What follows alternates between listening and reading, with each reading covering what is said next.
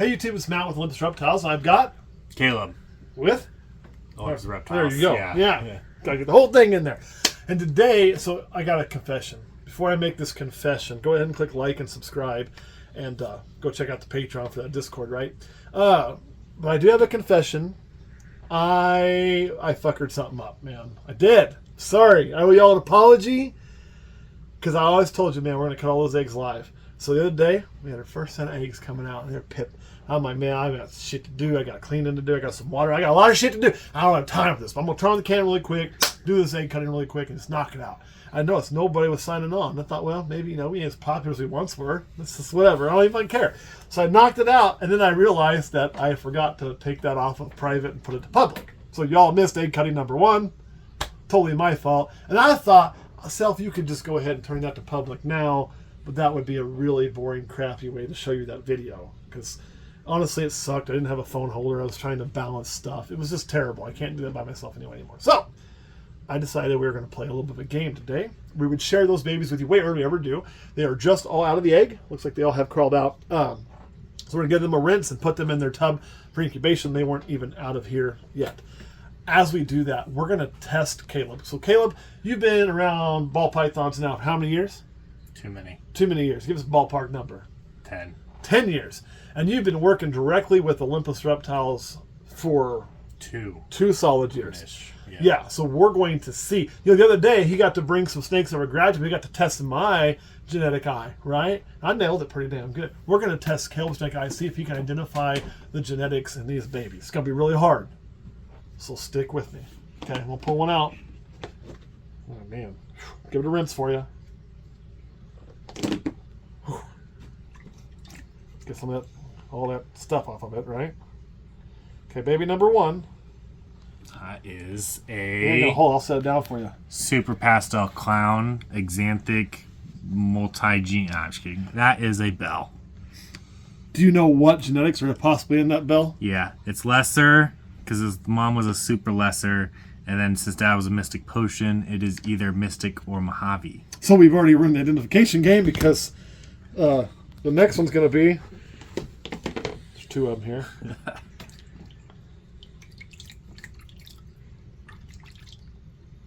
So what we're washing off of them is not, we ran out of Paralite, and this is the other planting material, Vermiculite, can't remember how you say it. It does tend to stick on the babies when they crawl out. So we like to give them a little bit of a rinse. What's that one?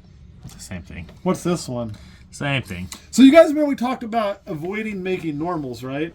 And some of the things that would happen if you breed supers and elite combos and etc. This is an exact example of that, because what we have here, and I think he's got some crap on his eyes, so that might not come off till he sheds. Yeah. We'll see if we can't help you out there, buddy. That'll shed off, though. This is an exact example of what we're talking about. You can see I got that stuff stuck on his eye cap, but it should either wipe off or come off when I shed. Yeah, I think that's all that is. Is we didn't make a single normal because we used a super for the mom, a super lesser possible pastel, if my memory serves. And then we also used a dad who's an elite combo and a Mystic Potion, so it's a Mystic Mojave. That means every single baby will catch lesser, and every single baby is going to catch Mystic or Mojave. The only bad thing is you really can't tell the Mystic from the Mojave in this situation. You did not like that rinse, but it's good for you, buddy. So there's another one right there. You're going to get these beautiful solid white snakes. This is one of my favorite ways to make bells. I think the super lesser will always stay a little bit lighter. Some of these Mojaves, or with the Mojave or whatever, can get a little bit of a gray head in them. But when you don't have the super lesser, you don't have the buggy eyes. So people don't like the buggy eyes that can come with super lessers. So you're sacrificing maybe a little bit of white, and especially on the head, for eyes that aren't kind of a cluster. So let me check this one out a little bit more. So that's kind of the thing on that. But it ends up making really nice babies. Yeah, that's all that is. Actually, weird. It's almost like a scale ring.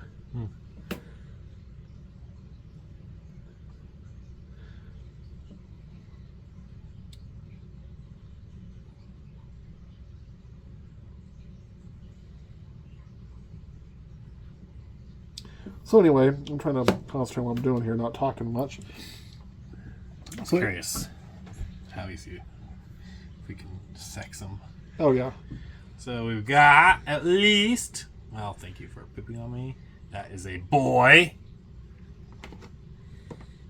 We've got probably another boy. Here, I'll sex this one. They're also very easy to sex as hatchlings, I think. It doesn't take much pressure at all. That's a girl. See, a little light pressure. That's a little boy. So another boy. So one girl. 3-1. If you got a girl, I got a girl, then the odds are forever normal. Girl. So 3-2. And the last one. I'm going to bet it's a boy just because that's the way that always works. It is a boy. So 4-2. 4-2. Yeah. So I wanted to show you these babies, even though this isn't a super exciting as far as like, oh my God, there's no odds to kill. So, we always talk about killing the odds or hitting the odds or whatnot, but in some of your basic breeding plans, and let's say we sell all these babies for market, there's somewhere between probably $1,500, $2,000 laying there. That's a good clutch to get you moving. Helps pay some bills, right? That's kind of the goal. 2 months rent, however you want to look at it. Not rent. We don't have rent. It's a nice thing about buying your facility. We got to pay for that facility still. So that's kind of why we've started preaching heavily that alleviating the odds to make it normal down a lot is really helpful. If I could go back and do things over again, I would have purchased every single one of my males from day one to have a super or a recessive or an allelic combo, just so I wouldn't have that problem ever. We didn't do that. Telling you to do that, you can learn from my mistakes. It's not that much more of a price to make sure your males are a super or an allelic. It's just going to add a little bit of cost to it. Do it. Worth it.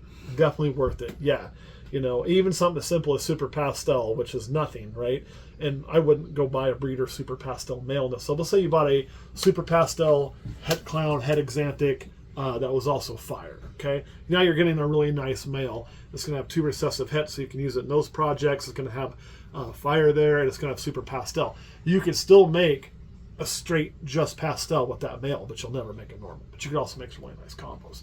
So just making sure that extra pastel gene is in there versus if it was just a firefly, het clown, het exanthic is going to make a little bit of a difference in what you produce, and it's not going to add much cost. You could do it with super fire. You can do it with any allelic combo, any super out there. So that would be something that I would strongly suggest if you're starting out. Make sure your males especially are super or visual recessive or both, and you can have all the incomplete dominant shit in there you want as long as something is super, because you'll have some more success. And it's also not even the fact that of like the value of that normal, right? It's just, usually when I sell normals, I sell 4, 5, 6 of them all at once to one place that's going to resell them. Here, I'm going to sell these to somebody individually where somebody's going to love it and it's a pet. It's a more fun sale to make. It's more fun to sell an animal to somebody that I know is keeping that animal, is excited about it, than it is to sell an animal to somebody who I know is going to take that animal and resell it in a store or a different setting. Not saying I never do that. We do it a lot, actually. It's just definitely more fun to sell one to somebody. You get to see that joy as opposed to it being just a business decision, right? So that's my take on it. What's your take on all this? Yeah, no, I agree. You're thinking the same thing. Yeah. So Caleb aced his genetics test, but we made it really easy on him. These are pretty hard to fuck up. They are. Kurt, anything you want to add? No. All right, guys. Thanks for watching, man. That's all we got. This is clutch number 1 of the year. We got 6 little babies and 6 eggs. 6 eggs, 6 babies. Yeah, all the eggs went term and hatched. That's kind of what we expected. One of them's got some weirdness on the eyes. We're going to keep an eye on that. I think it's just crap that got stuck on there because it cleaned off pretty easy. But as that snake sheds, we're going to check it and make sure all their eyes are really good and not one that maybe doesn't have some of this weird genetic eye issue or some other eye problem from egg juice or whatever it could possibly be. So that's all we got. We will see you all next time.